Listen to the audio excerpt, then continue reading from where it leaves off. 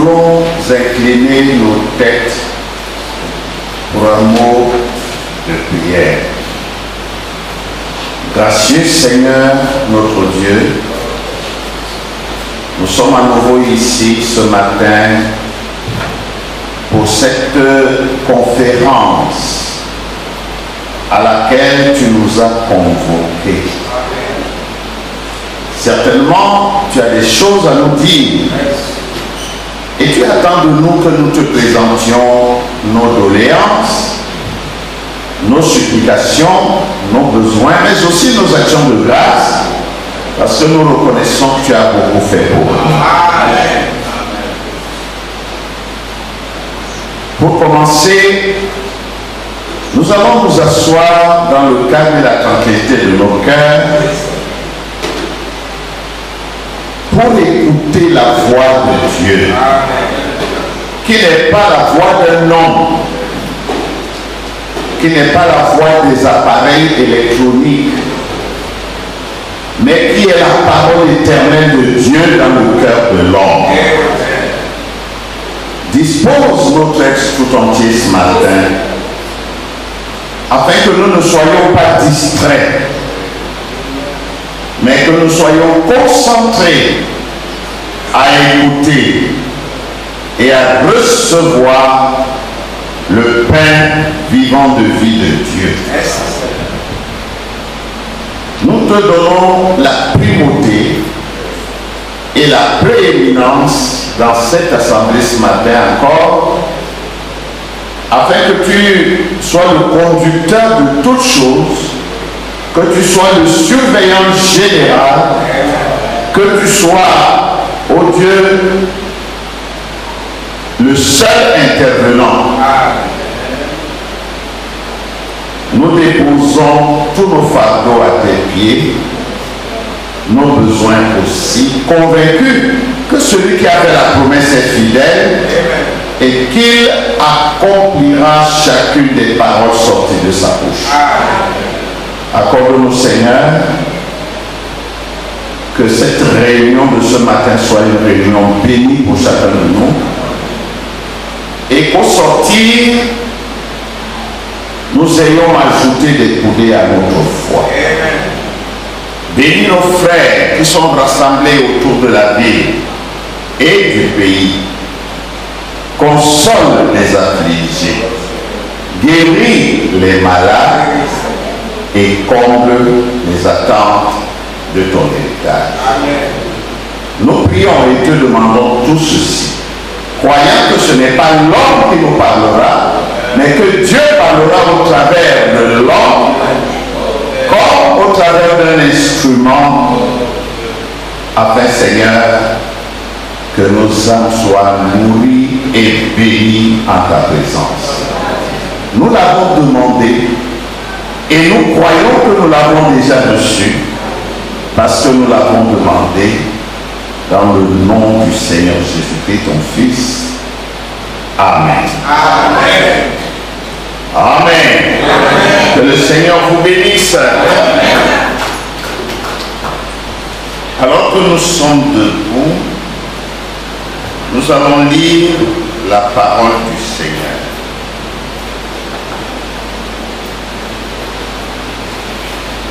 Nous lirons dans le livre de la Genèse, le même chapitre que nous avons lu dimanche dernier. Genèse chapitre 9, du verset 20 au verset 27. De 20 à 27. Genèse de 20 à 27.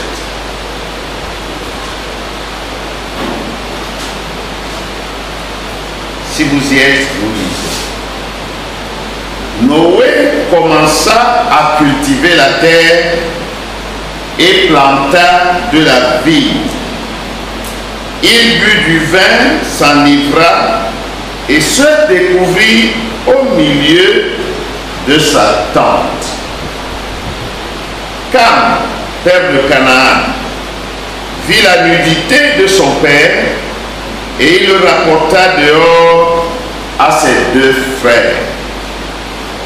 Alors, Sem et Japheth prirent le manteau, le mirent sur leurs épaules, marchèrent à reculons et couvrirent la nudité de leur père. Comme leur visage était détourné, ils ne virent point la nudité de leur père. Lorsque Noé se réveilla de son vin, il apprit ce que lui avait fait son fils cadet. Et il dit, maudit soit Canaan, qu'il soit l'esclave des esclaves de ses frères. Il dit encore, béni soit l'Éternel, le Dieu de Sem, et que Canaan soit leur esclave. Que Dieu étende les possessions de Japheth, qu'il habite dans les tentes de Sem, et que Canaan soit leur esclave. Noé vécut après le déluge 350 ans. Donc j'ai dit jusqu'à 27. Que le Seigneur vous bénisse. Amen. Veuillez vous asseoir.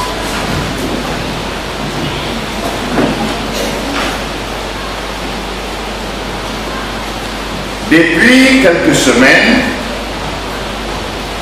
nous sommes sur un thème qui nous permettra de repasser la vie de certains grands témoins de Dieu dans la Bible.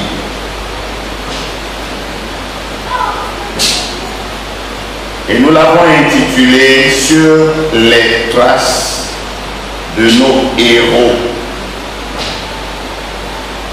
Les héros de la foi, les pionniers de la foi que nous devons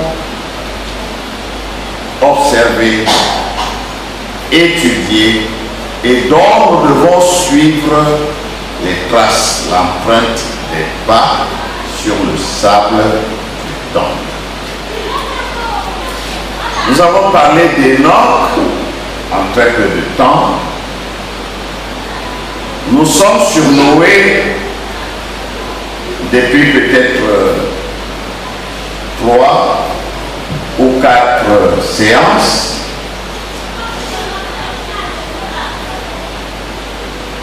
Nous continuerons ce matin avec la partie que nous avons entamée dimanche dernier.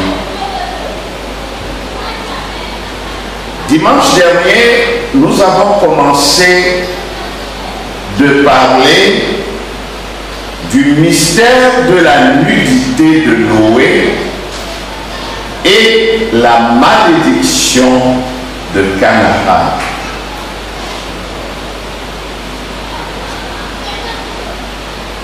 Noé sortit de l'arche avec sa femme, ses enfants et leurs femmes et tous les animaux qui étaient dans l'arche avec eux. Noé sortit de l'arche, dis-je, a recommencé à cultiver la terre. Pendant 1 an et 10 jours, ils ont eu une année sabbatique où ils ne faisaient rien. C'était un repos pendant 1 an et 10 jours. Tout le temps qu'ils ont passé dans l'arche. Je pourrais dire 1 an et 17 jours parce qu'ils ont passé 7 jours dans l'arche et la pluie elle-même, le déluge lui-même a duré 1 an et 10 jours.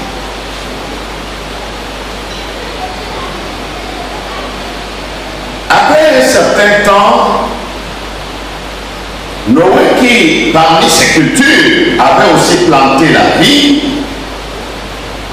recueillit du vin de cette vigne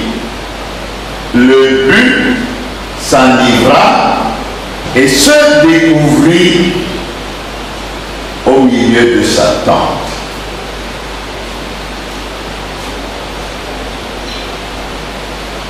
Il faut déjà que je dise ici que les gens d'autrefois, comme nos arrière-grands-parents et nos ancêtres, en règle générale, ils ne vivaient pas dans la même maison que leurs femmes et leurs enfants. Chez nous, ici au Cameroun, nous le voyons encore surtout à l'ouest, où un père babylonique a sa maison, s'il a des moyens. Il construit aussi des maisons à ses femmes. Chaque femme avait sa propre maison. Et c'est dans la maison de la mère que les enfants habitaient et grandissaient. Ils ne pouvaient entrer dans la maison du père que si le père les appelle. Nous avons un type de cela déjà sous le règne de David. Nous voyons que les enfants de David habitaient leur propre maison. C'est ainsi que Tamar a été abusée par un de ses frères parce qu'il est allé donner à manger à son frère qui prétextait d'être malade. Donc le roi pouvait passer des mois sans voir certains de ses enfants, sans voir même certaines de ses femmes. Nous avons un autre type dans l'histoire d'Esther. Le roi Assuérus avait sa maison. Et on n'entrait pas chez lui n'importe comment. Même ses femmes ne pouvaient pas entrer chez lui sans avoir été invitées par lui-même. Nous avons vu, quand nous avons étudié Esther, que c'est la raison qui faisait que Esther tremblait à la pensée d'aller se présenter devant le roi alors qu'elle n'était pas appelée par le roi. Depuis un mois, elle n'avait pas été appelée par le roi. C'est une tradition qui remonte depuis très longtemps. Surtout pour les gens qui étaient aisés, qui pouvaient construire beaucoup de maisons pour les leurs. Cela leur permettait d'être seuls dans leur maison et de gérer les problèmes de la famille et autres. Nous savons que Noé était un prophète. Et il était de la lignée des prophètes. Parce que Adam était un prophète. Après Adam, Enoch était un prophète. Après Enoch, Methushélah était un prophète. Après Methushélah, Lémec était un prophète. Après Lémec, Noé était un prophète. C'était une lignée de prophètes. Et nous avons vu que les prophètes sont des gens que Dieu a fabriqués spécialement. Ils ne sont pas comme le commun des mortels. Dieu les a modelés de telle manière qu'ils ne peuvent pas faire ce qu'ils veulent d'eux-mêmes ou dire ce qu'ils pensent eux-mêmes.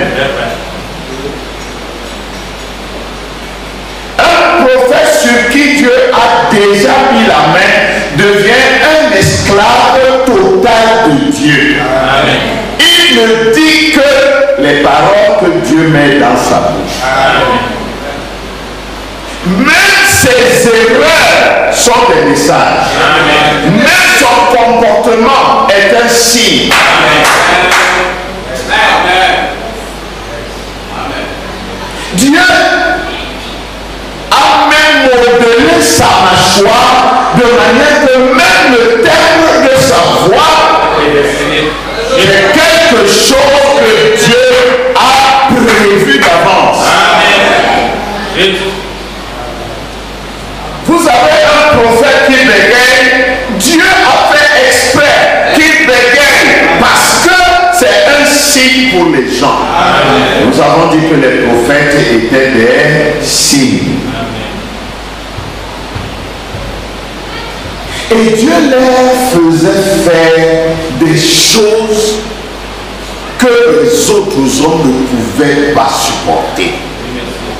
Nous avons vu Ésaïe marcher nu comme un ver devant tout le peuple parce que Dieu lui avait demandé. Ainsi,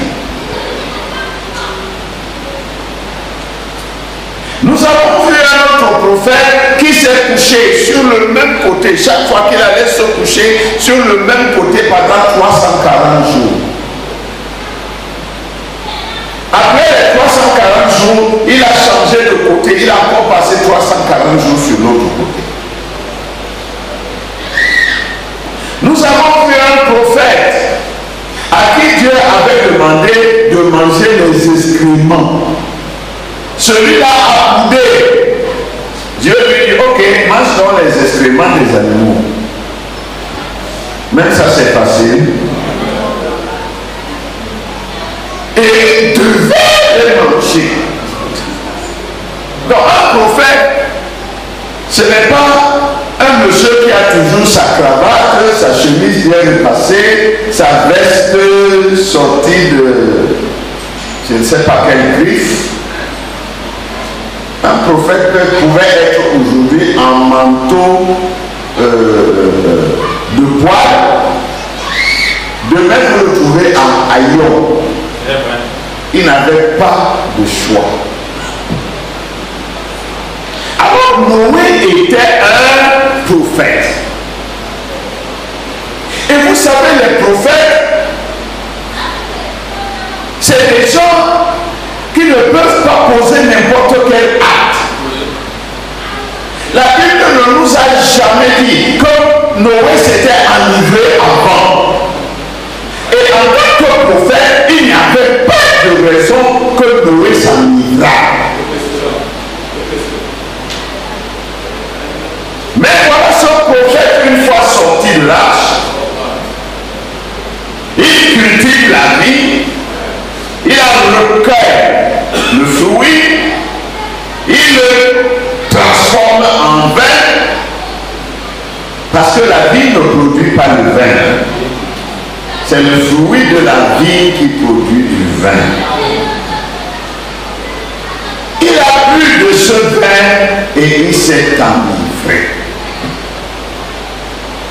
Oh, Noé, c'est un rétrograde. Regardez le pasteur là. Il s'est enivré. Qu'est-ce que toi, tu en sais? D'autres ont dit Jonas, c'est un lâche. C'est un poltron, c'est un rétrograde, un prophète rétrograde. Qu'est-ce que vous en savez? Il fallait un prophète pour nous révéler que Jonas était dans la volonté parfaite de Dieu.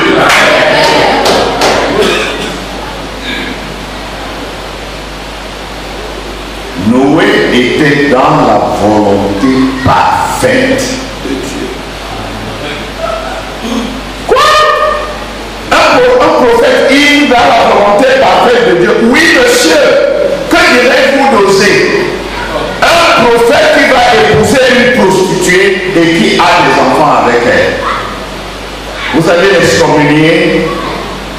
C'est un prophète de Dieu. Donc les prophètes de Dieu ne sont pas comme nous autres là. Donc Noé boit du vin.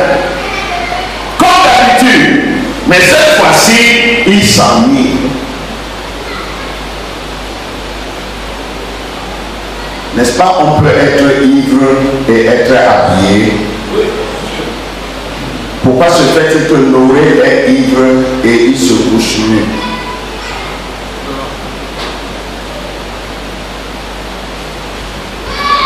Et pourquoi se couche-t-il nu au milieu de sa tente?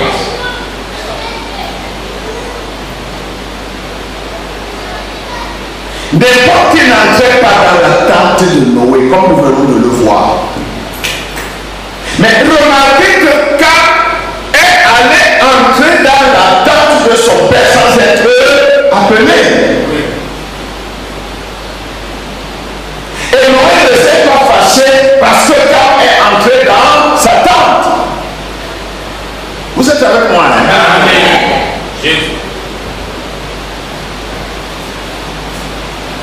Ça veut dire que quand avait l'habitude d'entrer dans la tente de son père sans être appelé. Ça veut dire que quand avait un privilège que les autres n'avaient pas. Amen.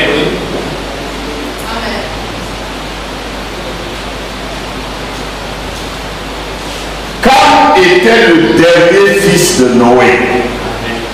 Japhet était l'aîné. Seth était le plus aîné et Cam était le dernier. Vous savez, il y a une certaine complicité entre les benjamins des familles, surtout quand c'est des garçons, et leur père. Moi, je me souviens que tous mes frères et mes soeurs ont eu des problèmes avec mon père. Chacun à sa manière. J'ai jamais eu de problème avec mon père. Une fois où je pensais avoir des problèmes avec mon père, c'est le jour où mon père, deux fois. Un jour, j'étais encore tout petit, hein. Je ne sais pas si j'avais déjà 7 ans, je ne me souviens pas. Mon père me dit, nous étions à deux, dans sa chambre. Il me dit, ouvre la bouche, je crache dans ta bouche. Je lui ai dit, non, je refuse. Il n'a rien dit jusqu'au jour. Il voulait cracher, pourquoi?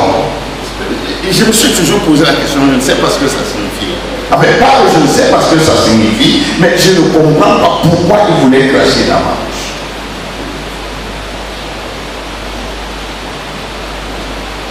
Une autre fois, nous étions encore à deux dans la maison. Il me pose la question, je crois que je vous l'ai déjà dit. Entre ta mère et moi, qui aimes-tu le plus?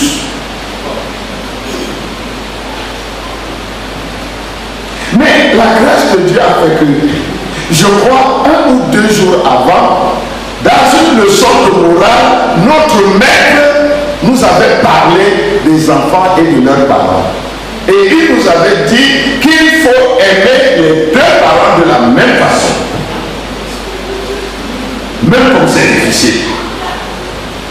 Parce qu'on aimera toujours un plus que l'autre. Mais le maître l'avait dit. Quand il m'a posé la question, je me suis souvenu de ce que notre maître a dit. Et j'ai dit, tous les deux, je vous aime tous les deux pareil. Il n'a plus rien dit jusqu'au jour.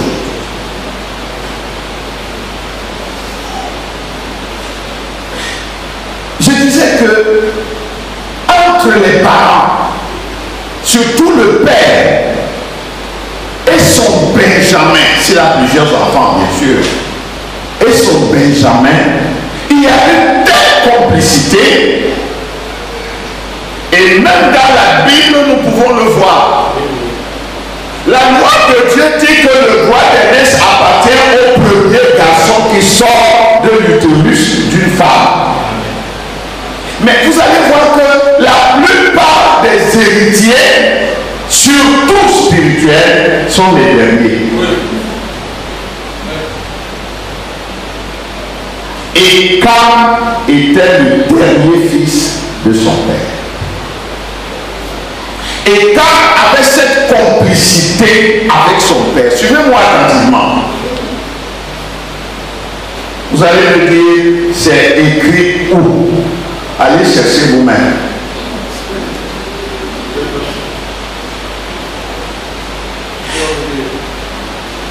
De manière que Cam pouvait donc à tout moment entrer chez lui. Dans les familles, vous savez, les enfants sont très malins, pour ne pas dire intelligents. Quand les enfants veulent demander quelque chose et ils se disent que peut-être on va refuser, ils envoient le plus petit. Ils se disent que lui, on peut difficilement lui refuser les choses. Alors, Cam avait des privilèges que ses frères n'avaient pas.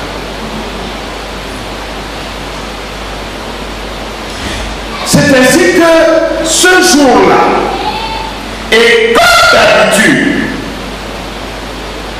Cam va voir son père.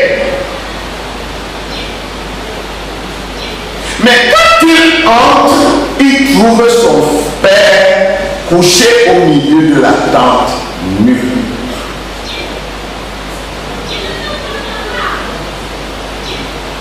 Au lieu que Cam couvre la nudité de son père, il est sorti et en a parlé à ses frères dehors. C'est pourquoi il dit qu'il s'est moqué. Mais en réalité, vous ne lirez pas dans la Bible qu'il s'est moqué. Il en a parlé dehors.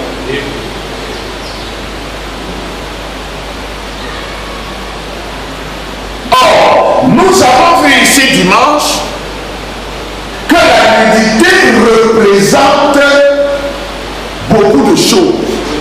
Parmi lesquelles nous avons déjà dit que c'est une honte.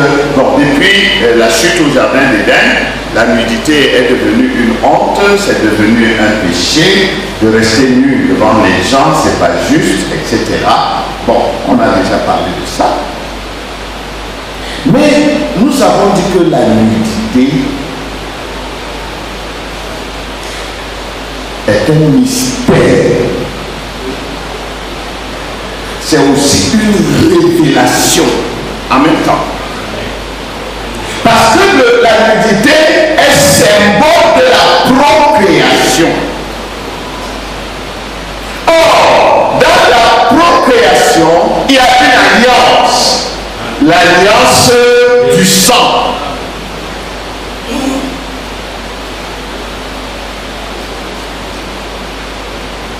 C'est pourquoi nous avons dit que lorsqu'une femme se dépouille en présence d'un homme volontairement, elle a fait un pacte avec cet homme, une alliance d'appartenance. Elle devient la propriété de cet homme. Tout ce qu'elle est, tout ce qu'il a, lui appartient désormais. C'est pourquoi une femme qui se refuse à son mari ne mérite pas d'être sa femme.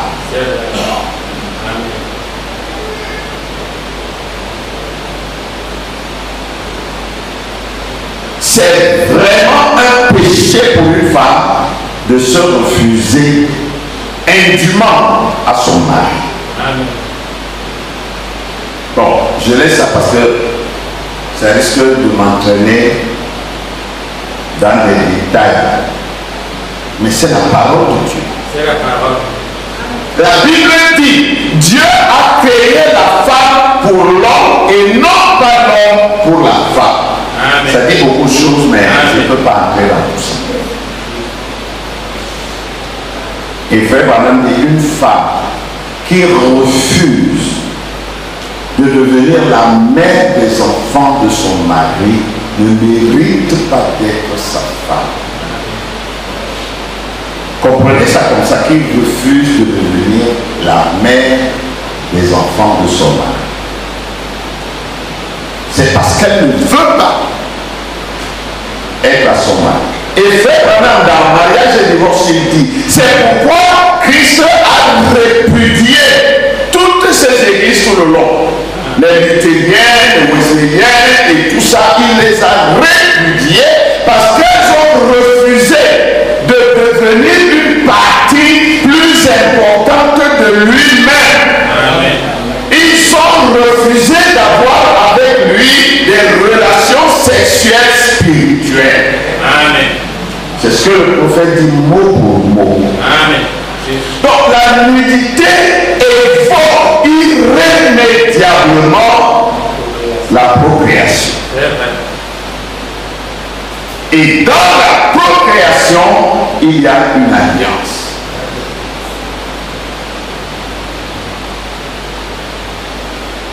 Maintenant, vous savez aussi que dans la Bible,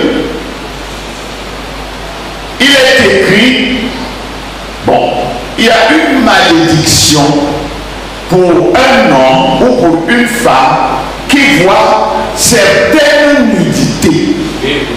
Par exemple, l'enfant qui va voir la nudité de sa mère, ou de sa tante, ou de sa soeur, ou de sa cousine directe, ou la fille, etc., dans le sens inverse, interdit.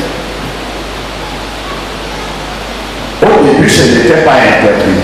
C'est pourquoi Caïn, Seth et les autres se sont mariés avec leur propre sœur.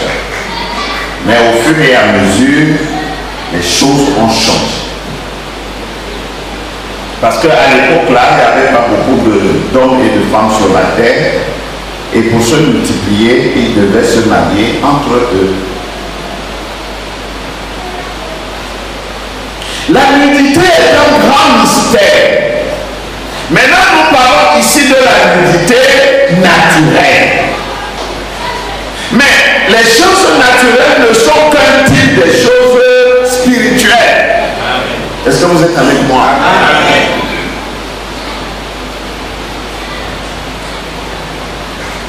Lorsqu'un homme est un maître, ne confondez pas avec les maîtres rosicruciens.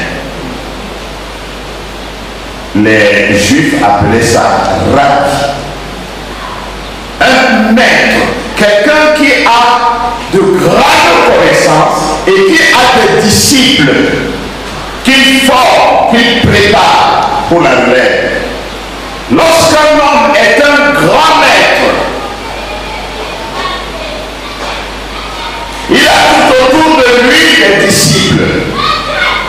Mais parmi ces disciples, il y en a un, toujours, qu'il prépare pour la relève.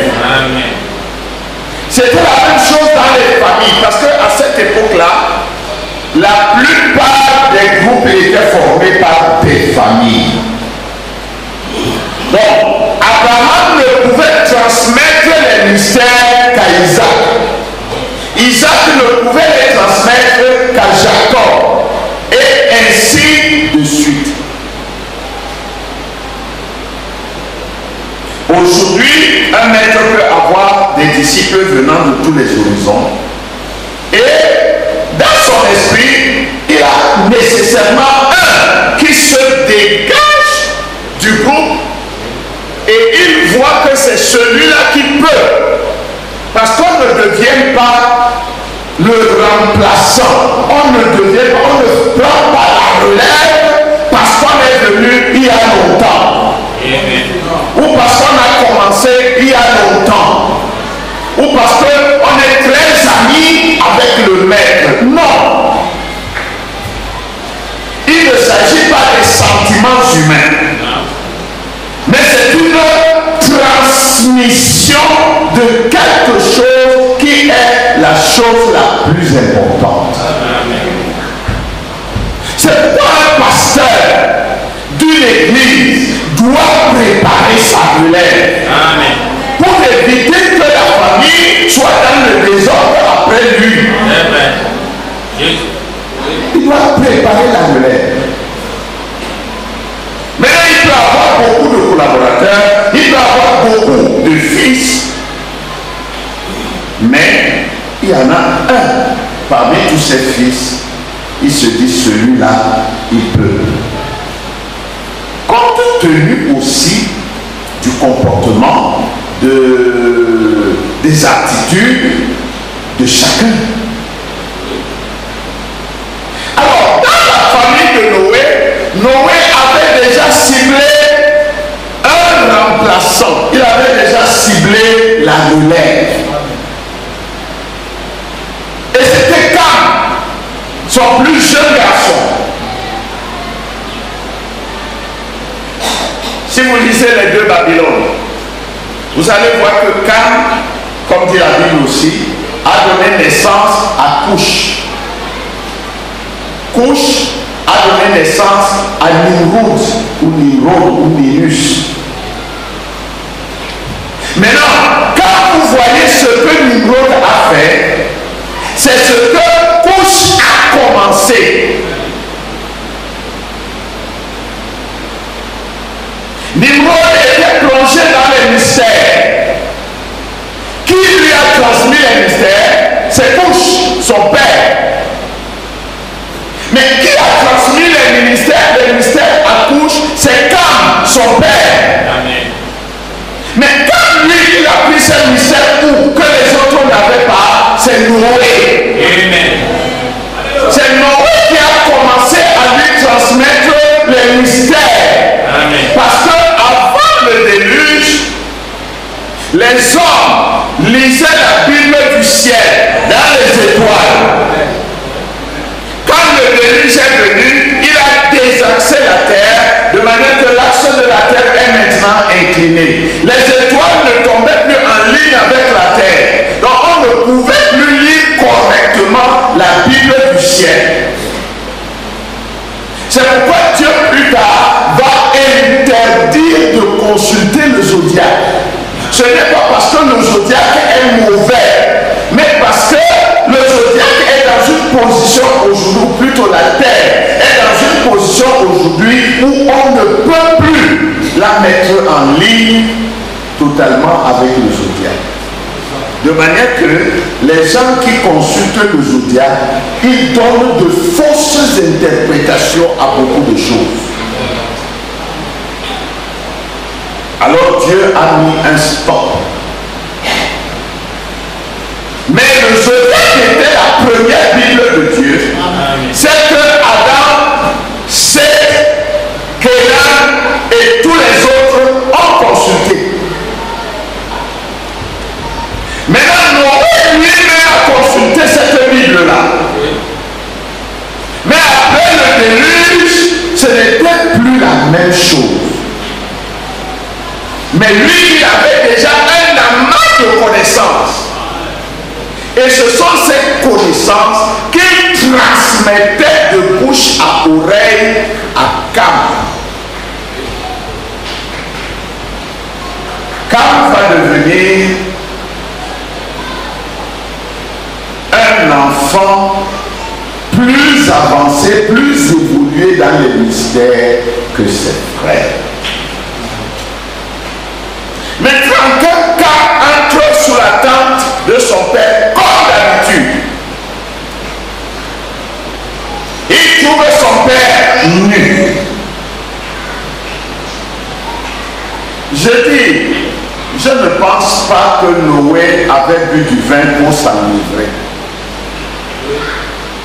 Mais comme Dieu est souverain, il a laissé son prophète s'enivrer.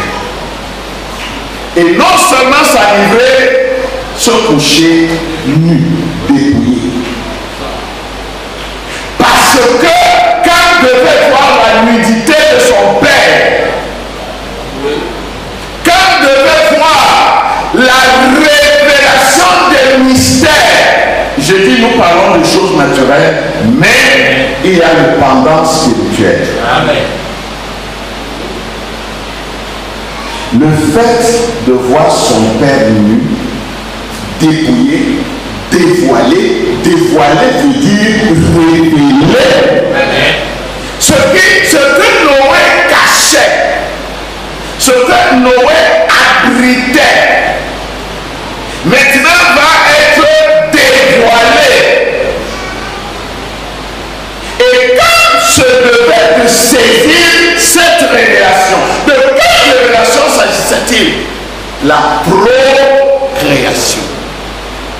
Pas la procréation naturelle, puisqu'ils étaient déjà mariés et ils allaient donner des enfants. Mais il s'agissait de la procréation spirituelle.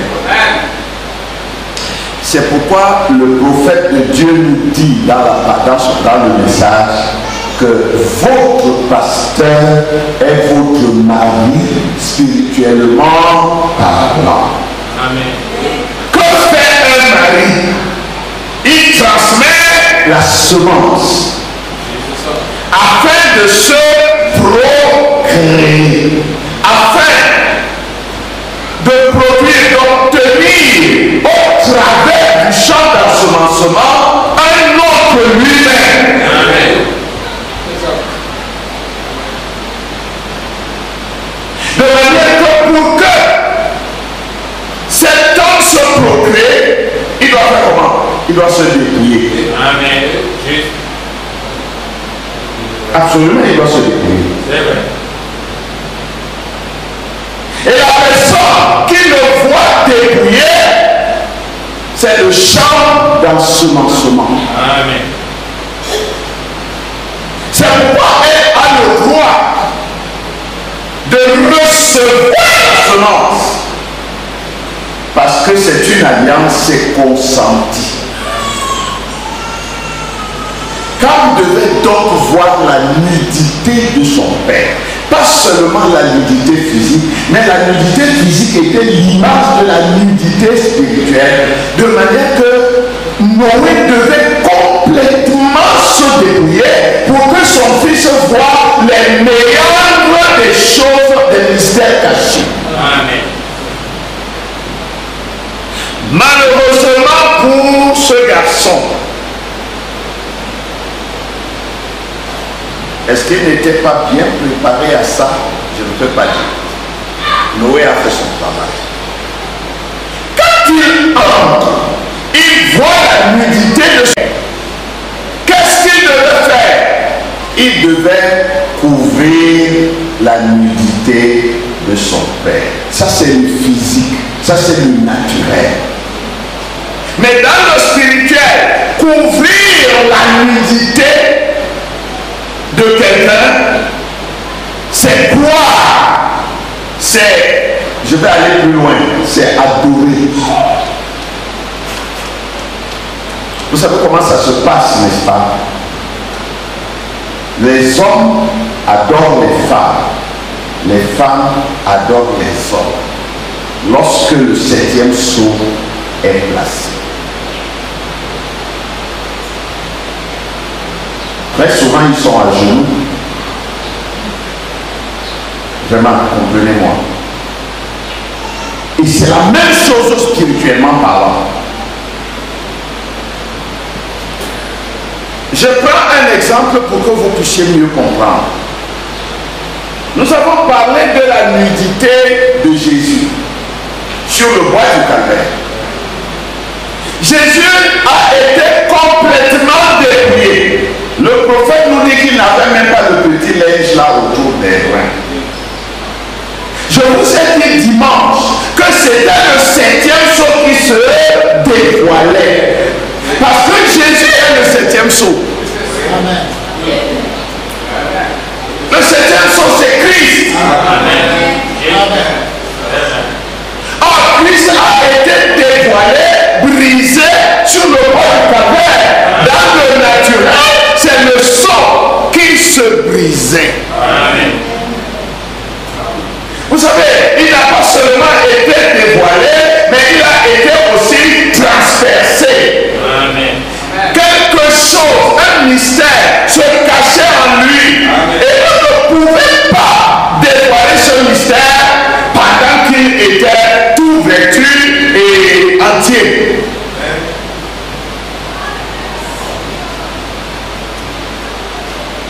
Le sceau du mystère a donc été dévoilé.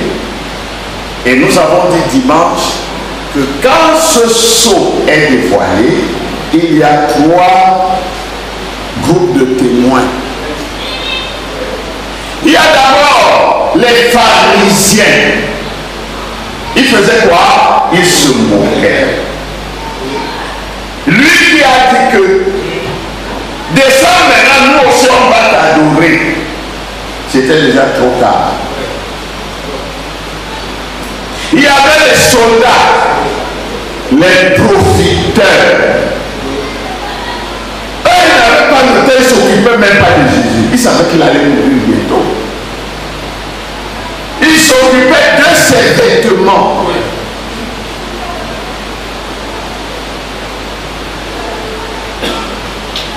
Tout ce qui les intéressait, c'est les biens. C'est la même chose dans les églises, dans la foi. Il y a des gens qui sont dans la foi, tout ce que vous faites là, ils vous regardent comme des gens qui, vous ne savez même pas ce que vous faites. Ils se moquent de vous. Ça, c'est les dénominations. Ils se moquent de vous. Oh, et alléluia. Les tombeurs de moutons. Il y a un autre groupe, le groupe des profiteurs. Ce n'est pas parce qu'il y a un Dieu qu'il va à l'église. Mais il sait qu'en allant à l'église, il va trouver un frère qui va lui trouver du travail. En allant à l'église, elle va trouver un frère qui pourra l'épouser. En allant à l'église, il va devenir peut-être l'ami du pasteur et lui aussi, il va devenir quelque chose à l'église et on va le voir. Il y a toutes sortes de manières de profiter. Il y avait un troisième groupe, le groupe des disciples. Remarquez, ils ne s'en moquaient pas. Ils ne cherchaient même pas à profiter de quelque chose. Eux, ils étaient là avec tout leur cœur, voyant comment leur sauveur est en train de partir. Qu'est-ce qu'ils ont fait? Ils adoraient. Eux, ils adoraient. Et c'est ceux qui adorent qui couvrent la nudité. Pour eux, cette nudité est une grâce. Ce dévoilement est un avantage spirituel pour eux.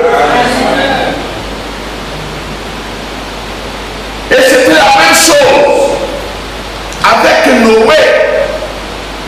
Celui à qui la chose était destinée s'en est moqué. Au lieu que ce garçon couvre la nudité de son père, qu'il reste tranquille, qu'il attende que son père se réveille, parce que c'est à ce moment que son père lui aurait transmis la chose. Il a vu le sceau se dévoiler, mais la révélation du sceau devait venir après. Jésus a été sur la croix, les disciples l'ont venu, tout le monde l'a venu, mais c'est quand il est ressuscité qu'il dira: tout pouvoir m'a été donné dans le ciel et sur la terre. Il dit: allez, et je suis avec vous. Car n'a pas compris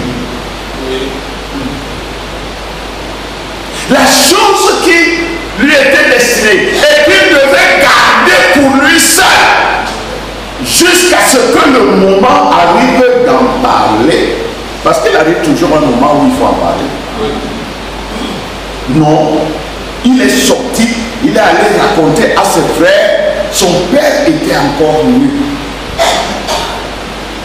Or, remarquez, Japheth et Sem n'ont pas vu la nudité de leur père.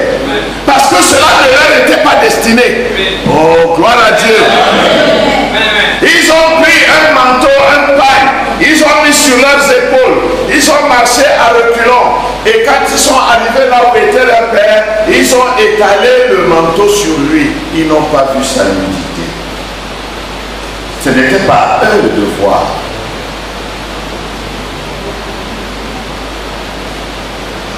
Le péché de Cam n'était donc pas qu'il soit entré sous la tente de son père sans être appelé. Le péché de Cam n'était pas non plus qu'il ait vu son père nu. Le péché de Cam, c'était d'avoir parlé de ce mystère alors que lui-même n'en avait pas encore la maîtrise. Le péché de beaucoup de prédicateurs n'est pas de vouloir prêcher. Le péché de plusieurs prédicateurs n'est pas, n'est-ce pas, de rechercher à avoir une église. Mais le problème des prédicateurs, c'est de s'avancer avant le temps. Parce qu'il y a un temps pour la paix, il y a un temps pour la formation, il y a un temps pour la commission. Normalement, ils n'attendent pas. Ils font exactement comme Adam et Ève. Frère Branham nous a dit l'autre jour que Adam et Ève devaient en arriver là. Ils devaient en arriver à manger de ce fruit. Puisque c'est pour ça que Dieu a permis qu'il y ait ce fruit. Mais le temps n'était pas encore arrivé. Et ce n'est pas par la révélation du serpent qu'ils devaient s'y mettre. Ils devaient attendre la révélation de leur Père. Mais ils sont allés avant le temps et ça a produit tout ce que ça a produit. Nous devons apprendre à attendre le temps de Dieu. L'homme est tellement pressé. Oh, pasteur, je veux construire une maison. C'est bien, c'est pas mauvais. C'est pas mauvais. Mais est-ce que tu es prêt à construire la maison? Tu as combien? Beaucoup viennent me voir. Pasteur, je veux déjà me marier. Je dis, c'est bon. Alors, tu as déjà économisé combien? Oh non, pasteur, je n'ai encore rien, mais je crois que le Seigneur... Non, ne crois pas que le Seigneur, Dieu ne fait pas des aventuriers. Oui. Tu veux te marier, c'est une bonne chose. Commence par chercher le travail. Amen. Quelqu'un est encore sur les bancs, il cherche à se marier. Tu vas te marier pour ton père, pour tes parents. Ils vont te donner à manger, ils vont te donner les vêtements, ils vont te donner le petit déjeuner, ils vont te donner l'argent de poche, ils vont te donner... Bon, quand tu seras marié, ça va faire 2 charges pour rien. Et après ça, 3, 4, 5. Non. Cherche d'abord du travail. Même si tu ne gagnes que un peu, même si tu ne gagnes que un peu, avec le un peu là, Dieu peut te bénir, tu te maries. J'ai marié des frères ici avec 40 000 francs de salaire par mois. Dieu a fait ça. Les anciens, vous connaissez le frère Emmanuel Assoro. Il était gardien de lui, il gagnait 40 000. C'est un exemple parmi d'autres. Vous voyez? Mais au moins, il faut que tu aimes même un peu. Amen. Le mystère de la nudité de Noé nous apprend beaucoup de choses. Nous ne pouvons pas entrer dans tous les liens. Mais remarquez comment un homme à qui une bénédiction a été destinée passe juste à côté. Juste à côté de sa bénédiction. Je cherche le travail. Tu as déjà prié. Dieu t'a déjà gardé un travail. Maintenant tu es trop pressé. Il faut que tu fasses ci, que tu fasses ça. Tu veux te marier. Tu as déjà prié. Attends Dieu. Dieu a un temps pour chaque chose. Oh non, vraiment, j'ai déjà beaucoup attendu. Il faut que je fasse ceci. Et après, tu vas tomber sur quelque chose qui n'a rien à voir avec ce que Dieu veut. Même quand le pasteur dit, oh non frère, attends, prie le Seigneur, attends. Oui, parce que j'ai beaucoup prié. J'ai prié, pasteur, j'ai prié. Je suis convaincu que c'est elle. Je suis convaincu que c'est lui. Le pasteur dit, frère, je pense que ce n'est pas ça. Oh pasteur, le Seigneur m'a convaincu. Ok. Quand tu dis que c'est le Seigneur, le pasteur est qui pour dire encore le contraire? Mais après ça, qu'est-ce qui arrive? Les cris. Oh pasteur, je ne comprends plus la sœur. Tu vas seulement comprendre. C'est pas moyen de faire autrement. Le pasteur ne peut pas faire que tu comprennes. Toi-même, tu avais déjà compris, tu continues de comprendre. C'est ça. C'est pourquoi il faut prier, frère. Prier et attendre. Amen. Prier et attendre. C'est vrai. Nous voulons tous que nos jeunes frères, nos jeunes soeurs se marient. Nous voulons ça. Nous voulons ça. Chaque fois qu'un se marie, c'est une grande joie dans mon cœur. Je me dis c'est un problème de moins. Vous ne savez pas. Il y a des nuits, parfois, je ne dors pas.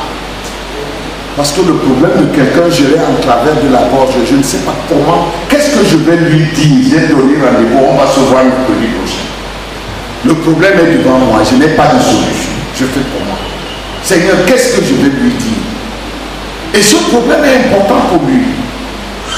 Et je n'ai pas le droit de le prendre dans la misère. Quand il y a déjà un début de solution, je suis aussi content que celui qui a trouvé la réponse.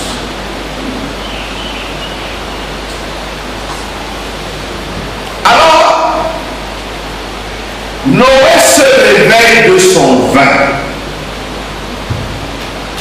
Noé apprend ce que son fils cadet lui a fait.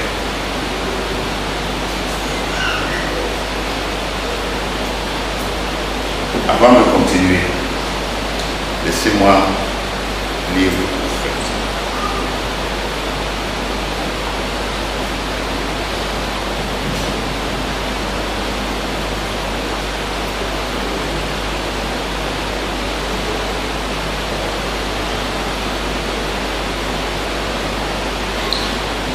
Amen. Amen. Donc,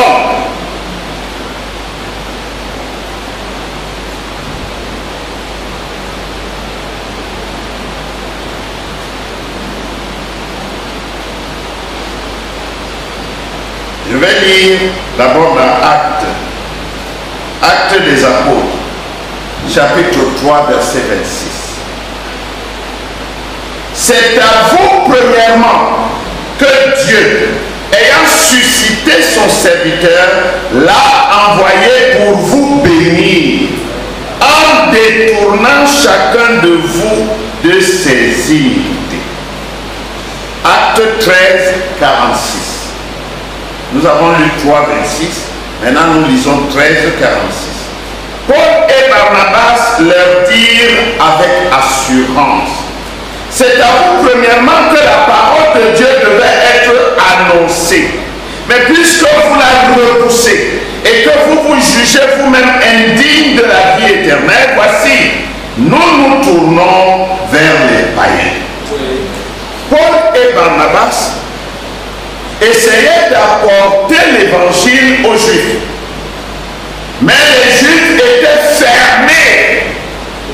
Ils ne pouvaient pas recevoir le témoignage de Paul sur Jésus. Souvenez-vous, juste quelques années avant, ce sont ces mêmes Juifs qui ont dit, lorsque le 7e sceau a été brisé sur le bois du calvaire, ils ont dit que son sang retombe sur nous et sur nos enfants. Oui. C'était scellé. Ils ne pouvaient plus le connaître le jour de leur visitation. C'est pourquoi j'ai toujours dit, si vous entendez quelque chose, ça semble être nouveau, ou ça semble être contraire à ce que vous connaissez déjà, ne rejetez pas, ne croyez pas si vous n'êtes pas convaincu. Laissez d'abord de côté. Peut-être est-ce la vérité que vous ne comprenez pas encore. Dieu, si vous êtes sincère, vous ouvrira les yeux de l'esprit et vous comprendrez. Mais si vous dites, c'est du diable, je ne crois pas ça, ce sera difficile de changer.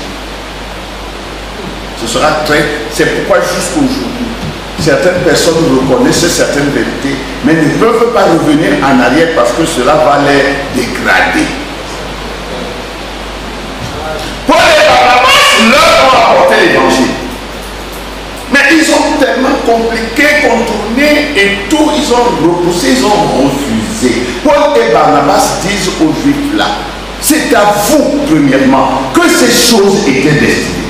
Et nous sommes venus vers vous pour vous les transmettre. Et voilà que vous les rejetez. Ok, c'est votre problème. Maintenant, nous allons nous tourner vers les nations et leur porter cette bonne nouvelle. Et la Bible dit plus bas que quand les païens ont entendu cela, ils se sont beaucoup réjouis. Et ils ont cru. Et ceux qui devaient en être les premiers bénéficiaires, ils ont perdu. C'est pourquoi aujourd'hui, mes frères, nous sommes dans la condition dans laquelle nous sommes. Les mystères de Dieu nous étaient destinés en premier. Mais quand les a fait se perdre, quand les a perdus, et c'est pourquoi la bénédiction qui était destinée à Cam est passée à Sem.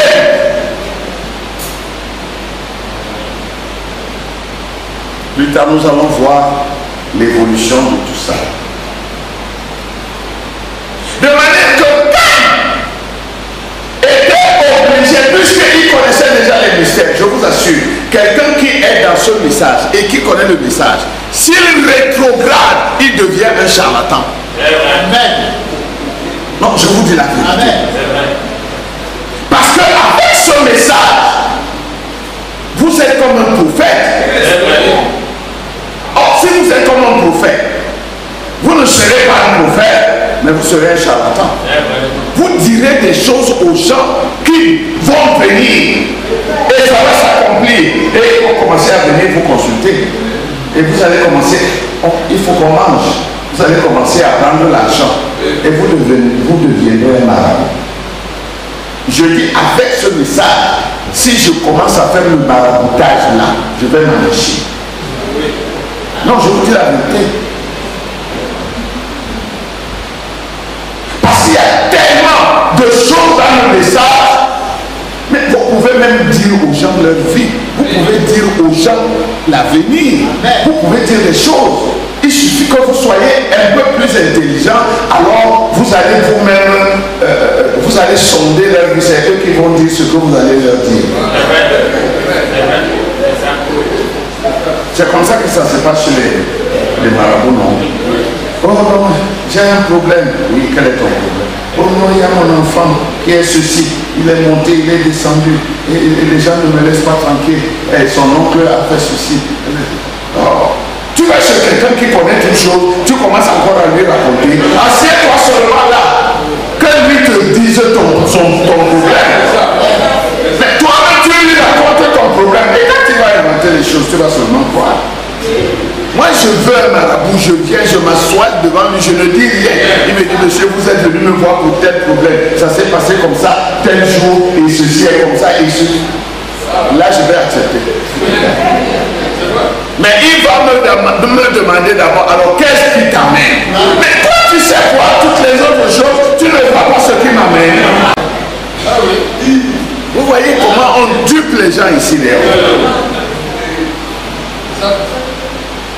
Frère Branham dit dans question-réponse du 3 janvier 1954 au soir, paragraphe 158. Il y avait donc Cam, Sem et Japheth. Maintenant, Cam, lui ne s'était donné aucune peine pour cacher la nudité de son père. Au contraire, il l'a raillé et s'est moqué de lui. Je vous ai dit que ce n'est pas écrit comme ça dans la Bible. Mais parce qu'il est allé raconter ça dehors, c'est une forme de moquerie.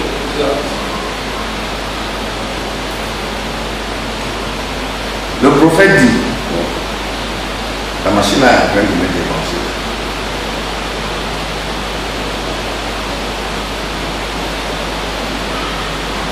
Au contraire, il l'a raillé et s'est moqué de lui. Et Et Dieu a mis une malédiction sur Cam pour avoir regardé la nudité de son père sans essayer de la couvrir de honte.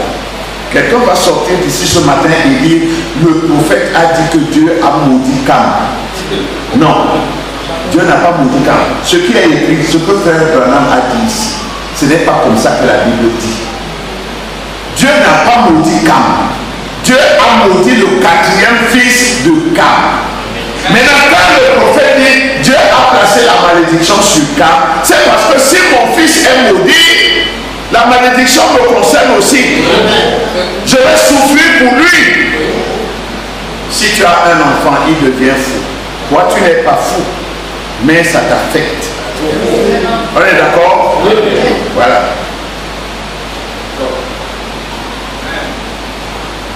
Et Dieu a mis une malédiction sur Cam pour avoir regardé la nudité de son père sans essayer de couvrir sa honte.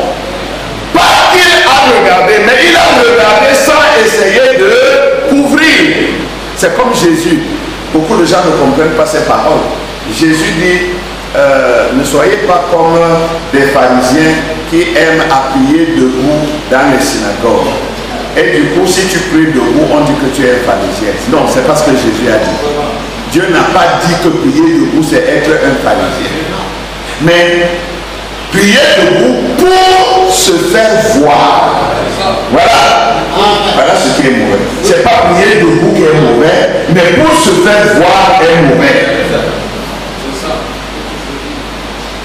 Et Seth et Japheth sont allés à reculons vers leur père et lui ont jeté leur manteau dessus, alors qu'il était étendu nu.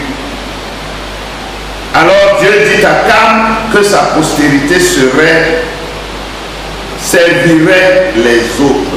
Bon, si vous pensiez que le fait d'être devenu noir, c'était cela la malédiction, eh bien de toute façon, le juif est aussi noir. Quelqu'un peut dire amen. Les juifs authentiques, les vrais, n'étaient pas des blancs. Les juifs qui sont aujourd'hui en Israël, c'est des envahisseurs. C'est pas eux les juifs. C'est pas eux les Israélites. Non, ils ne sont pas. C'est des Caucasiens. C'est la descendance de Japheth qui a donné naissance à Ashkenaz. Et ce sont les enfants d'Ashkenaz. Ce n'est pas des Israélites. C'est des ramassés qui sont venus de partout et qui sont allés en Israël pour s'installer. La prophétie de Noé le dit. Je vais y arriver dans un instant avant de terminer. Frère Branham dit, si vous pensez que c'est cela être devenu celui que nous appelons l'homme de couleur et le noir de ce pays qui habite ici maintenant, il vous faudrait vous rendre en Inde. Les Indiens sont de loin plus sombres que le noir. J'ai été chez eux dans toutes les deux régions. Il y a l'Éthiopien là-bas, originaire de l'Éthiopie et africain. C'est pas pourquoi ma machine me dérange.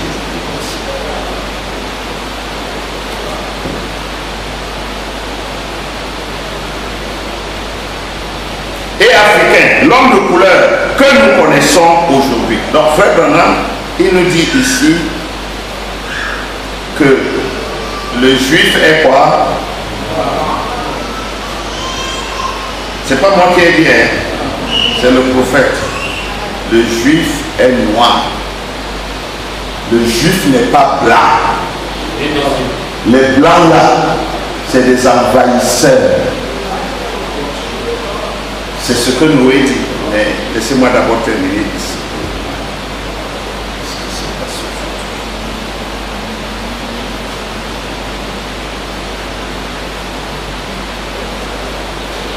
Au paragraphe 161, Frère Branham dit, je vous dirai qu'aujourd'hui, celui qui est maudit, c'est celui qui refuse Jésus-Christ, c'est tout.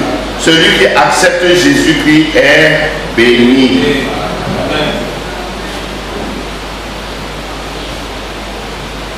Paragraphe 163. Allez chez les Juifs et vous direz que tous les Juifs ont un teint sombre. Le Juif est une personne brune. On dit qu'une personne est brune, ça veut dire qu'elle est noire. Les bruns sont noirs. Mais j'avais vu beaucoup qui avaient des cheveux roux et des yeux bleus avec une peau claire. Pas une peau blanche, une peau claire. Les clairs là, c'est les noirs. Mais à la peau claire.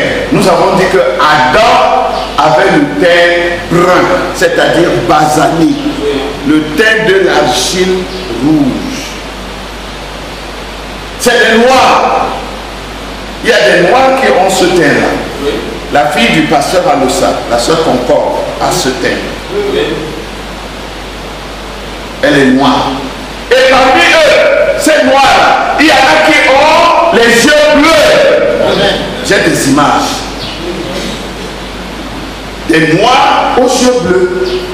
Il y a des noirs aux yeux blancs.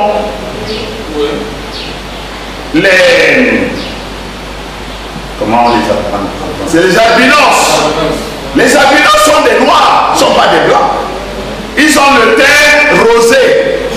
Frère Branham dit que David avait le teint rosé et les cheveux blancs bouclés. Bouclés veut dire crépus. C'était des noirs, monsieur.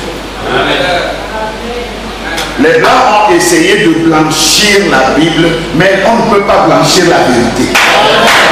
La vérité est la vérité. Bon, essayons d'avancer. Il faut que je vous libère dans un instant. Parlons un peu de la malédiction de Cam. Dites-moi la vérité, vous qui êtes des chrétiens, vous ne devez pas mentir. Répondez-moi. Cam a fait quoi pour être maudit? Rien. Donc, Dieu est devenu injuste, il maudit ceux qui n'ont rien fait et il laisse ceux qui sont coupables.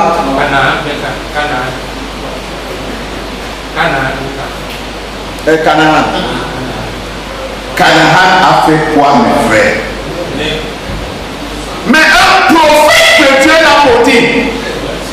Si un prophète de Dieu l'a maudit, c'est que Dieu l'a maudit.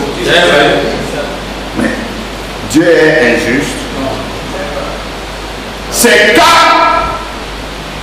qui a péché parce qu'il s'est moqué de la nudité de son père. Et quand Dieu veut maudire, il va maudire Canaan. Un innocent. Le roi n'a rien fait, il n'était même pas là. S'il était même déjà né, je ne suis pas sûr. Mais s'il était né, il n'était qu'un bébé. Pourquoi pas Couche, l'aîné? Pourquoi pas Mishraïm, le puni? Pourquoi pas Pout, le troisième? Pourquoi Canaan, l'innocent? Est-ce que Dieu fait des erreurs? Mais j'ai l'impression que nous sommes restés ici, nous trois ou quatre. Vous autres, vous êtes partis où? Vous êtes toujours là? Ah, je veux vous croire que vous êtes là. Même comme je ne vous sens pas. C'est trop compliqué ça. Canaan, le pauvre, l'innocent, il n'a rien fait. Peut-être qu'il ne savait même déjà pas parler. Donc vous comprenez, la Bible de Dieu nous enseigne que les enfants en bas âge sont innocents. Ils meurent, ils vont tout droit au ciel. Canaan a fait quoi à Dieu? Mais Noé était un prophète. En connaissant Canaan, je ne sais pas si lui-même était conscient, parce que les prophètes ne savent pas tout. Dieu ne révèle pas tout à ses prophètes. Je ne sais pas si Noé lui-même était conscient, mais l'Esprit de Dieu a parlé au travers de sa bouche et a placé la malédiction sur Canaan. Amen.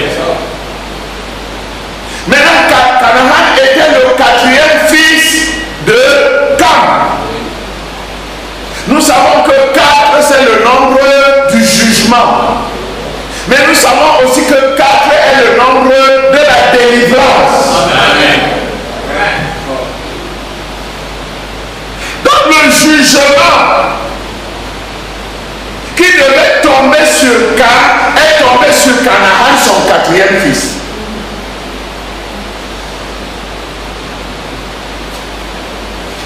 Logiquement, ce n'est pas normal. Le jugement devait tomber sur Cam lui-même. Mais pourquoi le jugement va tomber sur Canaan? J'ai presque terminé.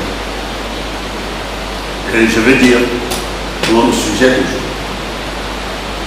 Parce que nous sommes en train de parler du mystère de la nudité de Noé et la malédiction de Canaan.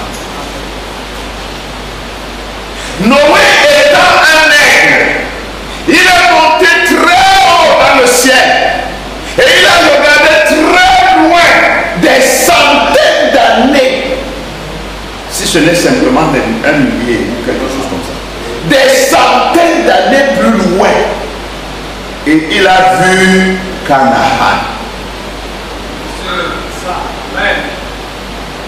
Maintenant nous revenons en arrière. Et nous voyons que lorsque Noé a prononcé la malédiction sur Canaan, tout de suite après, il a prononcé la bénédiction sur Sem. Amen. Il dit Canaan sera l'esclave des esclaves de ses frères. Amen. Et la prophétie s'est accomplie. Parce que Canaan a été à une certaine époque soumis aux Égyptiens, c'est-à-dire aux descendants de Mithraïm. Or, nous savons qu'à une autre époque, Mithraïm lui-même, les Égyptiens, étaient soumis aux descendants de Sem et de Japheth, surtout Japheth. Japheth a dominé sur Mithraïm. C'est pourquoi la grande civilisation égyptienne a été volée par les Occidentaux, les fils de Japheth. C'est la race la plus méchante de la terre. Les Occidentaux. Un prophète blanc nous a dit que là où le blanc passe, le péché suit. Frère nous a dit que l'homme blanc est méchant. C'est pas moi qui l'ai dit. Il est méchant. Ils sont méchants. Ils sont tellement méchants qu'ils ne veulent pas voir quelque chose de bien chez quelqu'un d'autre. C'est pourquoi ils pillent nos pays. C'est pourquoi ils tuent nos présidents. C'est pourquoi ils massacrent nos peuples. C'est cette même méchanceté qui est dans leur cœur. Le diable a élu domicile dans leur cœur. Vous savez, c'est eux qui forment les Samaritains.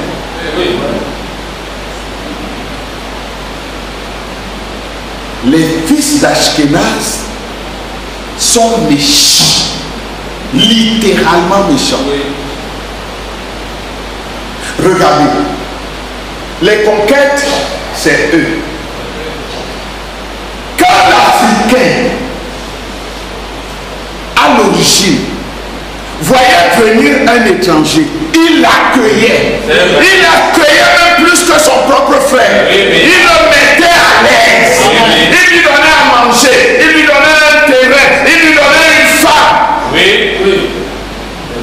C'est vrai. L'Africain ne connaissait pas les guerres fratricides. L'Africain ne connaissait pas l'esclavage. Amen. C'est l'homme blanc qui est venu et qui a commencé à faire ces choses chez nous. C'est comme aujourd'hui, ils nous enseignent leur civilisation, où les femmes marchent nues, où les hommes épousent des poupées et des chiennes, où les femmes vont avec les femmes, les hommes vont avec les hommes. Une civilisation, un chaos complet. Un Éden démoniaque. L'homme noir ne connaissait pas ces choses. Mais tu vas même faire comment pour t'approcher de ta cousine. Je ne dis pas ta soeur. Mais eux, chez eux aujourd'hui, c'est le fils qui épouse sa mère ou alors même sa grand-mère. C'est la vérité. Amen. Vous savez, avec Internet, il n'y a rien plus caché. C'est eux. Ça veut dire que c'est certainement ces gens-là qui ont inventé Sodome et Gomorrhe. Mais lisez dans la Bible, non? Lisez. Nous n'aurons pas le temps d'entrer dans toute la table des nations. La table des nations parle de ces choses-là, de la descendance de chacun des fils de Noé. Vous allez voir que les Japhétites sont des ordures. Depuis la Bible. Et ils n'ont pas changé depuis là. Oh non, les blancs sont bien, les blancs sont gentils. Le blanc est gentil quand il a quelque chose à prendre de toi. Quand il te suce, il est gentil. Mais quand tu n'as plus rien à donner, tu ne comptes même plus, tu n'existes pas.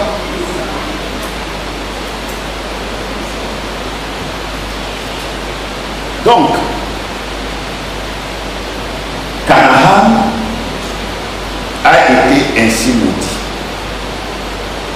Tout simplement, ce n'est pas parce qu'il a commis une faute, mais parce que Noé, étant un prophète, a projeté ses yeux d'aigle et il a vu ce que Canaan va faire à la descendance de Sem. Maintenant, la Bible, lorsque Dieu bénit Sem à ce moment-là, lisez dans votre Bible, personne de la descendance de Sem jusqu'à Abraham n'a été un prophète. Personne n'a reçu la révélation des mystères. Parce que c'était déjà enfoui dans l'idolâtrie. Celui qui avait la révélation des mystères de Dieu, c'était Noé. Et il préparait Cam à ça. Il ne préparait pas les autres. Mais Dieu a béni Sem. Et Sem a commencé à préparer ses enfants pour servir Dieu. Dieu va donc appeler un sémite. Pour la première fois, c'est Abraham. Ou plutôt Abraham. Le père d'Abraham, son grand-père, son arrière-grand-père et le grand-père de son grand-père, tous étaient des idolâtres. Abraham lui-même était un idolâtre. C'était un natif de la Chaldée. Il vivait à Ur, en Chaldée, ce qu'on appelle aujourd'hui comment? L'Irak, le pays de Saddam Hussein. C'est de là que venait Abraham, avec ses idoles et tout. Mais n'oubliez pas, la prophétie avait déjà dit que Dieu était le Dieu de Sem. Donc, quand Dieu a voulu maintenant faire une alliance pour le salut de l'humanité, il a pris un sémite, Abraham. Et il a converti. Maintenant, une nouvelle génération commence. Abraham donne naissance à Isaac, qui donne naissance à Jacob, qui donne naissance aux 12 patriarches, et ainsi de suite jusqu'à Christ. Je viens d'envoyer un article dans notre forum, l'étendard du Midi, où je parle de ces choses et des différents réveils. Le réveil des Sémites, le réveil des Japhétites et le réveil des Kamites. Les Sémites ont donc eu leur dispensation et leur réveil. Maintenant, pourquoi Dieu a-t-il maudit Canaan? C'est avec ça que je termine. Parce que Dieu a dit à Abraham qu'il avait appelé, il lui a dit, maudit soit quiconque maudira, et béni soit quiconque te bénira.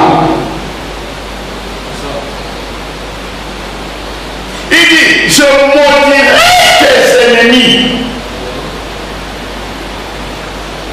Alors, Abraham donne naissance à Isaac, qui donne naissance à Jacob, lequel Jacob devient Israël. Il donne les 12 patriarches qui, eux, vont aller en Égypte, la cachette traditionnelle de l'hébreu. Amen. Tous les Hébreux, chaque fois qu'ils ont eu des problèmes, ils sont descendus en Égypte.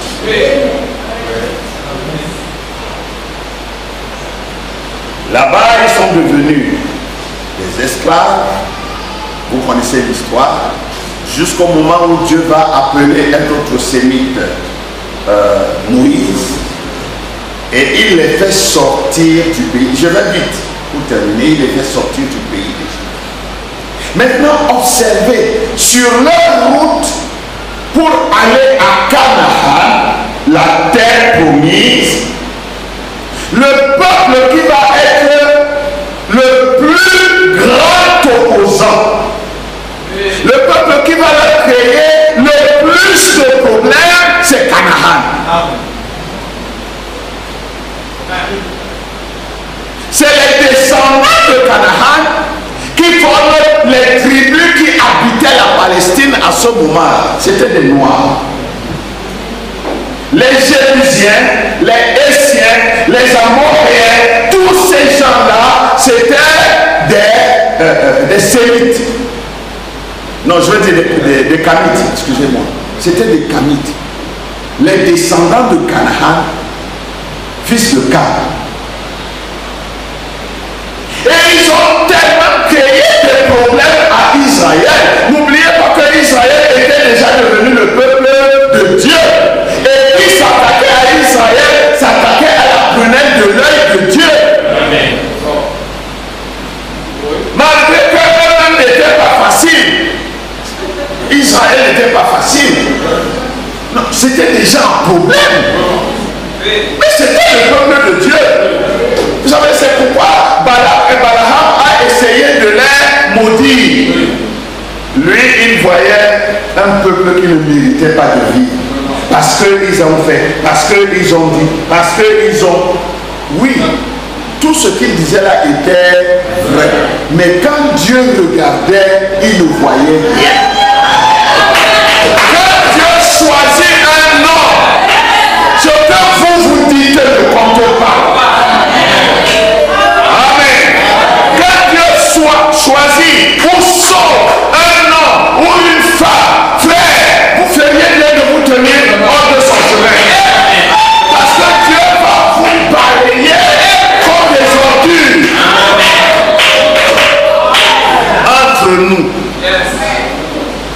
ces gens étaient là des centaines et des centaines d'années. C'était leur territoire. C'est là que leurs pères ont vécu, leurs arrière-grands-pères, leurs ancêtres, tous leurs ancêtres ont vécu là, ils sont morts là. Et vous arrivez, vous voulez les chasser. Qui va accepter ça? Mais Dieu avait déjà donné à Israël ce territoire. Amen. La seule chose intelligente qu'ils auraient pu faire s'ils le savaient, c'était de laisser passer le peuple de Dieu tranquillement. Non, ils ne l'ont pas vu de cet œil-là. Ils se sont opposés, ils ont barré le chemin, ils ont mené toute forme de guerre, depuis Amalek jusqu'à Édom, qui était le frère même de Jacob. Édom, c'est Ésaü. C'est pourquoi le prophète, l'aigle de Dieu, qui a vu ça d'avance, les a maudits. Parce que quiconque maudit Israël mérite d'être maudit. Même aujourd'hui, il y a nos pays, nos nations, des chefs d'État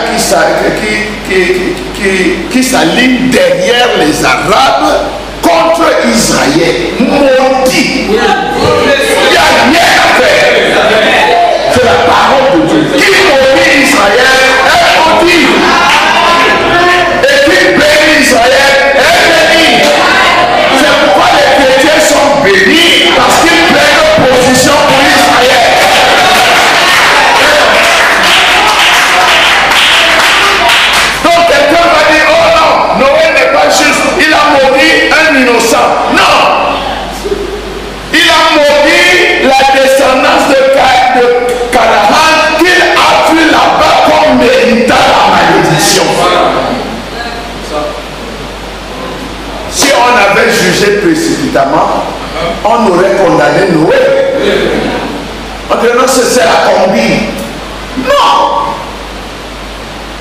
c'est la vision. Amen. Maintenant, pour terminer, j'ai dit, vous allez voir que Noé a associé Sem et Japheth pour que Canaan soit leur esclave. Cette association demeure jusqu'aujourd'hui. Parce que les Japhétites préfèrent les Sémites aux Camites, c'est-à-dire les Occidentaux. Ils préfèrent les Arabes et les Orientaux aux Africains. Et les Africains sont leurs ennemis à tous. Et ils sont leurs kafiris avec tous. Les Arabes nous appellent les kafiris. Et tous les musulmans. Même nos propres frères, parce qu'ils sont devenus musulmans, ils nous appellent kafiris. Pour les Blancs, on est moins que des esclaves. Mais c'est la prophétie qui dit ça. Que ça va être comme ça. Amen. Mais la prophétie va aller plus loin. Parce que il y a des onction. Amen. Quelqu'un peut avoir des onction de Dieu, mais quelqu'un d'autre peut avoir une onction supérieure. Il y a des onctions supérieures. Et les onctions supérieures ont prophétisé la délivrance, n'est-ce pas, du peuple famille. Et nous sommes dans cette période-là.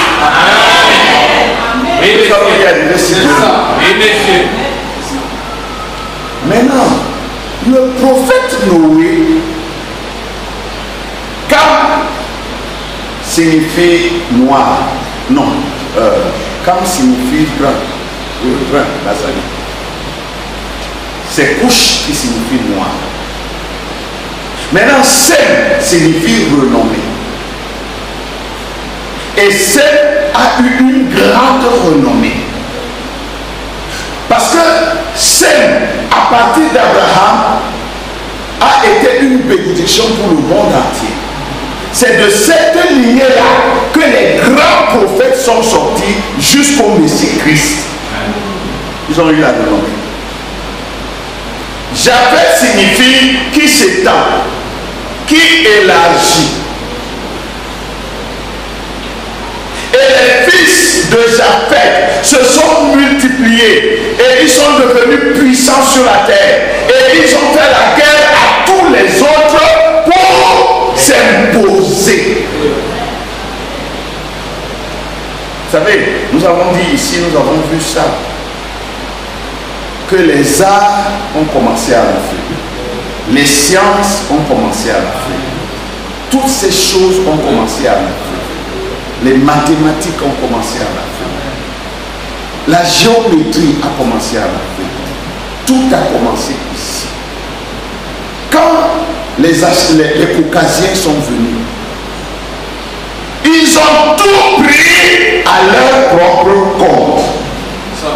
Vous entendez le théorème de Thalès, théorème de Pythagore. Pythagore le connaissait bien dans ces choses.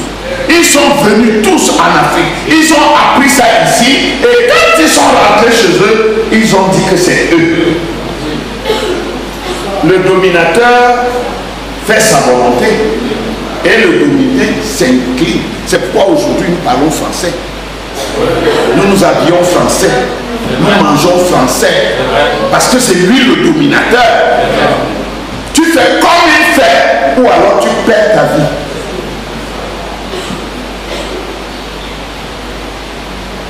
Les Africains, parce que dans la Bible, quand on veut parler d'Africains, on parle de l'Égypte, on parle de l'Éthiopie, on parle de la Libye. C'est tout ce qu'on connaît. Enfin, c'est tout ce que la Bible de cette époque-là connaissait. Et nous voyons que Dieu, par le prophète Noé, a prophétisé que Japheth va s'étendre et il va habiter sous les tentes de Sem. On dit comme ça, on passe, non? Noé était en train de dire que les japhétistes vont se multiplier, s'étendre c'est eux qui sont là-bas. C'est les Caucasiens qui sont là-bas en Israël. Les gens que nous voyons là-bas, ils sont des blancs. Ce sont des blancs. Même s'ils parlent une autre langue. Ce sont des blancs.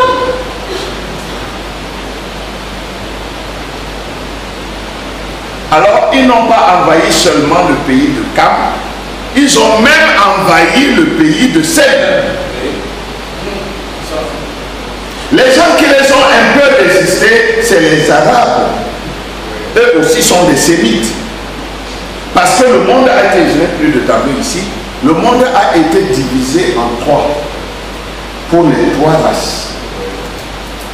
La Bible dit ici, je crois que c'est quand le deuxième ou le troisième descendant de Noé est né de la lignée de Sem, la Bible dit la terre a été, je crois que c'est Péleg, oui, quand Péleg est né, la terre a été partagée. Donc les Sémites sont allés en Asie, les Japhétites sont allés en Occident et les Camites sont descendus en Afrique. Voilà comment le monde est réparti en trois. Les trois races, les trois familles des fils de Noé. Aujourd'hui, nous les Camites, nous avons tous subi. Parce que nous étions devenus la brebis galeuse pour le parent pauvre. Mais il y a des promesses pour nous. Dieu voulant, nous les ferons prochainement. Il y a beaucoup de promesses qui nécessitent que nous soyons maintenant éveillés, que nous reprenions conscience de ce que nous sommes, de ce que nous sommes destinés à être. C'est pourquoi vous voyez, les Noirs qui ont déjà compris ça ne se laissent plus marcher sur les pieds par le blanc. Le blanc, leur temps est fini. Surtout même dans cette histoire qu'on appelle la parole de Dieu. Oui, oui. Le blanc n'a plus rien à vous enseigner. Non, je vais vous apporter les Écritures, c'est Branham qui dit. Leur temps est fini. Ils n'ont plus rien à vous transmettre. Oui, monsieur. S'il y a des gens qui peuvent encore aujourd'hui entrer dans la révélation, ce n'est plus les Japhétites. Les Sémites ont eu leur temps jusqu'à la venue du Messie. Eux aussi ont rejeté, ils ont perdu. Les Japhétites ont pris, mais eux aussi ont rejeté et ils ont perdu. Maintenant, la chose est revenue à la case départ.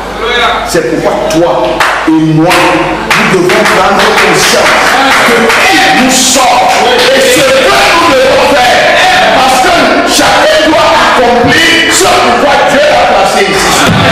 Que le Seigneur vous bénisse.